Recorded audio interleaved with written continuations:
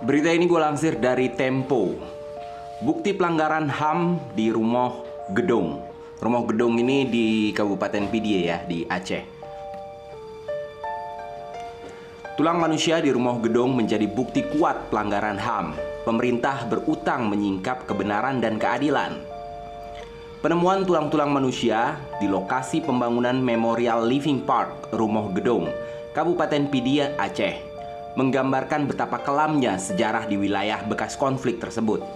Dengan temuan ini, petunjuk tentang adanya extrajudicial killing alias pembunuhan oleh aparat tanpa proses hukum makin nyata. Temuan tulang-tulang ini mendapat sorotan luas setelah pada 3 Maret 2024, di tengah kegiatan konstruksi yang sibuk dengan raungan alat berat, beberapa orang terlihat melakukan prosesi seperti pemulasaran jenazah. Orang-orang itu membungkus tulang-tulang tersebut dengan kain kafan dan mendaraskan doa mereka yang dikubur di sana. Sebenarnya tulang-tulang ini sudah ditemukan oleh para pekerja proyek antara akhir Oktober dan November 2023. Pada rentang waktu tersebut, pekerja proyek menemukan satu persatu sisa kerangka manusia saat menggali bekas selokan di sebelah kiri Rumah Gedong. Gue merinding nih baca berita ini. Tulang-tulang ini diduga kuat merupakan sisa jasad korban semasa konflik Aceh pada 1976 sampai 2005. Terutama saat pemberlakuan daerah operasi militer pada 1989 sampai 1998. Dalam ingatan keluarga korban, Rumah Gedong adalah lokasi penjagalan yang mengerikan, tempat aparat menahan, menyiksa, dan membunuh. Namun sejak awal pemerintah salah kaprah menangani kasus pelanggaran berat hak asasi manusia tersebut. Alih-alih membongkar dan mengungkap kebenaran, pemerintah malah memilih membangun monumen peringatan di area reruntuhan rumah jagal tersebut. Presiden Joko Widodo pada 27 Juni 2023 memang mengatakan bahwa tujuan pembangunan monumen Rumah Gedong adalah mengingat terjadinya pelanggaran HAM serta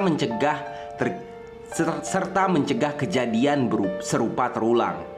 Namun apakah membangun monumen cukup untuk mencegah kekejaman serupa di masa yang akan datang? Tentu saja tidak. Dalam konteks ini, perbandingan Memorial Living Park Rumah Gedong dengan Monumen Holocaust di Jerman menjadi relevan. Di Jerman, Monumen Holocaust bukan hanya sebagai pengenangan, tapi juga sebagai simbol komitmen terhadap keadilan dan penegakan kebenaran. Sedangkan pembangunan Memorial Rumah Gedong lebih mirip tindakan kosmetik untuk menutupi kegagalan penegakan hukum. Selama hampir 1 dekade pemerintah, Jokowi lebih tertarik pada upaya rekonsiliasi non-yudisial daripada penuntasan secara hukum kasus pelanggaran HAM berat. Pemerintah memilih rekonsiliasi tanpa mengungkap dulu kebenaran, seolah-olah hak korban dan keluarganya bisa dipulihkan dengan berbagai bantuan materi semata. Selama hampir 10 tahun memerintah, Jokowi pun memilih merawat impunitas daripada menghukum para pelaku pelanggaran HAM berat di Rumah Gedong.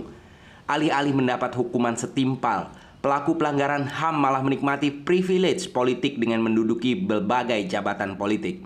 Walhasil, sampai hari ini, Rumah Gedong masih mewakili luka yang dalam dan pertanyaan yang tak terjawab dari masa lalu yang kelam.